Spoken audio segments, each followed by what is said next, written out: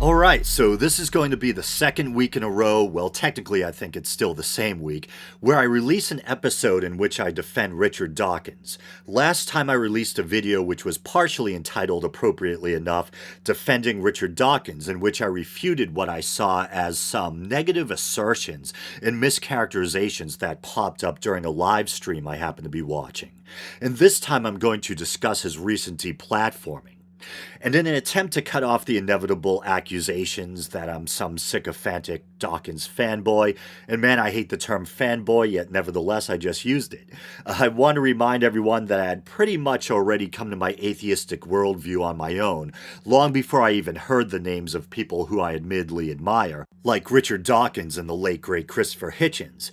And I like to think that I always do my best to be objective and call them like I see them when discussing a topic, whether it involves someone I admire or not.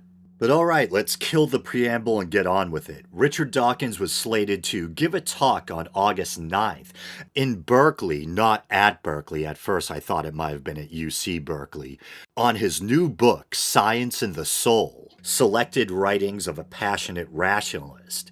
I believe the event was to be sponsored or presented by Berkeley's own KPFA radio, but after receiving complaints, they pulled the plug. According to Jerry Coyne on his WordPress, Jerry Coyne, if you don't know, is a biologist and author, and I believe a friend of Richard Dawkins. They apparently publicly announced they were canceling the event before they even bothered telling Dawkins himself. They claim the reason had to do with abusive speech concerning Islam. I'll read the official announcement. And I think this is actually a copy of an email they sent out. It says, from Brown Paper Tickets. Subject, notification for Richard Dawkins, Science and the Soul, Selected Writings of a Passionate Rationalist. Dear Richard Dawkins event ticket buyers, we regret to inform you that KPFA has canceled our event with Richard Dawkins. We had booked this event based entirely on his excellent new book on science, when we didn't know he had offended and hurt in his tweets and other comments on Islam so many people.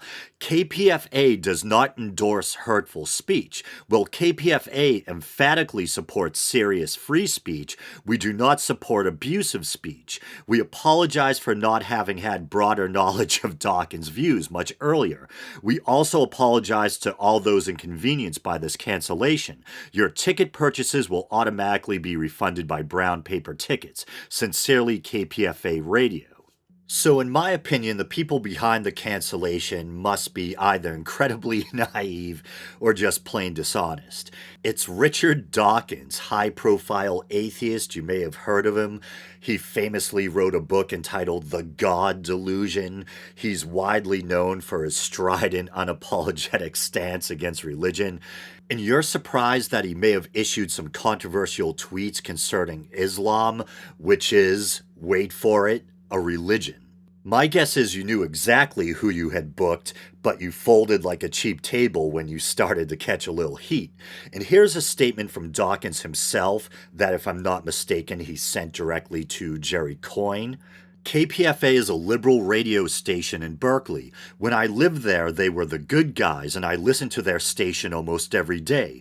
They were scrupulous in their fact-checking in those days. How sad that they have come to this. If they had done any fact-checking at all, they couldn't possibly have come to the conclusion that I use quote-unquote abusive speech against Islam. The only one of my tweets I can find this year which could possibly be called abusive is nothing to do with Islam, as follows. And here's the tweet Dawkins was just referring to.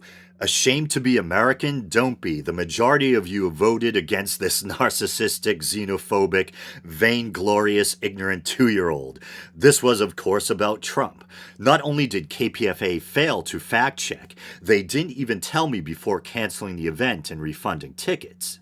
So in fairness, even though I'm an admirer of Dawkins, and the whole point of this episode is to show my support for him in the wake of this deplatforming, I personally follow him on Twitter, and I think I have seen some pretty tough tweets from him on Islam. Not that I necessarily care. To me, Islam is just another man-made religion. I don't like the idea of good-natured believers having their feelings hurt, but my devotion to the truth trumps that concern. That being said, I think what is or isn't abusive is somewhat in the eye of the beholder.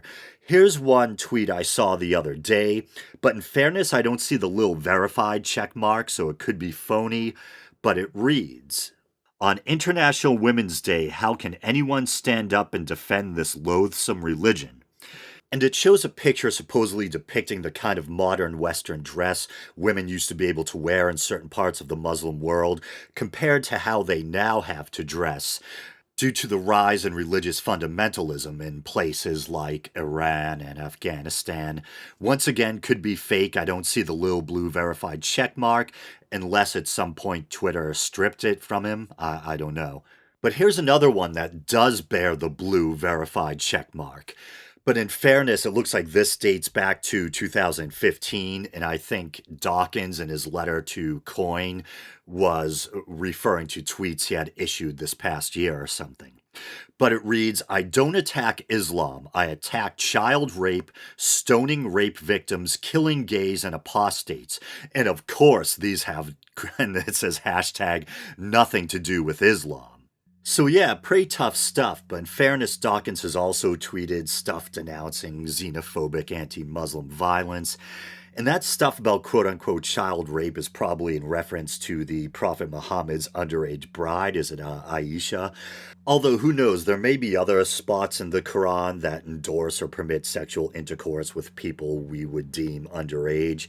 Oh yeah, and this is disgusting. This comes from an ISIS pamphlet with questions and answers regarding slavery. I think I read this on the show a long time ago.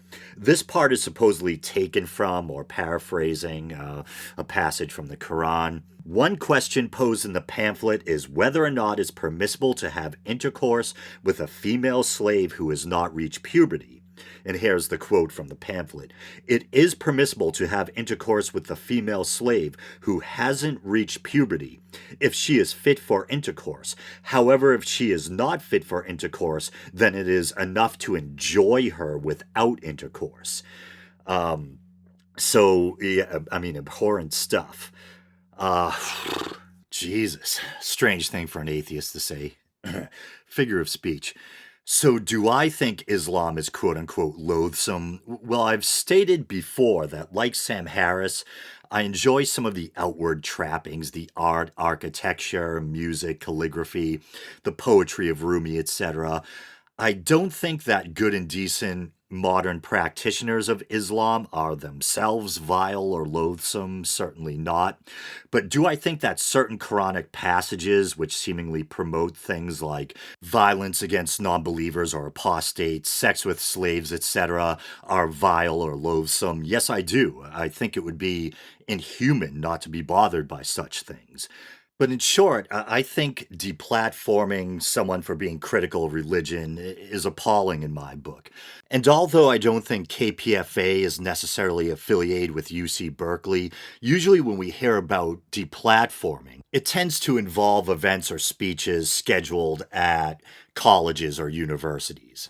Places that are supposed to be bastions of learning and reason, places where young minds are introduced to new and sometimes even controversial ideas and opinions, and still such undue deference is shown for this ancient man-made stuff, for these superstitious beliefs. Although it'd be interesting to see if KPFA would have folded as quickly if it had been Christianity that was being criticized rather than Islam. It seems like it's kind of in vogue to defend Islam and also in vogue for the intelligentsia to be more willing to openly mock Christianity. Me personally, I'm an equal opportunist when it comes to mocking or criticizing religion, but I'm just trying to point out the possible hypocrisy here. And believe me, I don't like the idea of some young girl in a headscarf being emotionally wounded or put off by the knowledge that someone might be speaking at her school who's openly antagonistic towards her religion. But you know what? Then don't go to the event. Dawkins isn't some xenophobic racist with a hatred of brown people. He's a scientist with humanist values who's critical of religion. There's a big difference there. And I guess I'll close by reading a little bit more from Jerry Coyne's WordPress. So he says, give me a break. Criticism of ideas is not criticism of people, nor is it quote unquote abuse. Shame on KPFA for not realizing this and for their craven behavior in canceling the talk. Now I'll skip down a bit. Dawkins is not Milo Yiannopoulos. His quote unquote abusive speech is simply criticism of religion in general, including Islam. I guess believers can't bear to hear that criticism, and they didn't have to go to that talk. But what right do they have to prevent others from hearing it? Berkeley was, you'll recall, the home of the free speech movement. How low the city has fallen. But all right, I guess that's about it. And well said, Jerry Coyne. Thanks for listening. You guys know the drill. Facebook, Twitter, YouTube. If you want to help the show out monetarily, you can go to patreon.com/theweekindoubt and help the show out for as little as 99 cents a month. All right, brothers and sisters, until next week.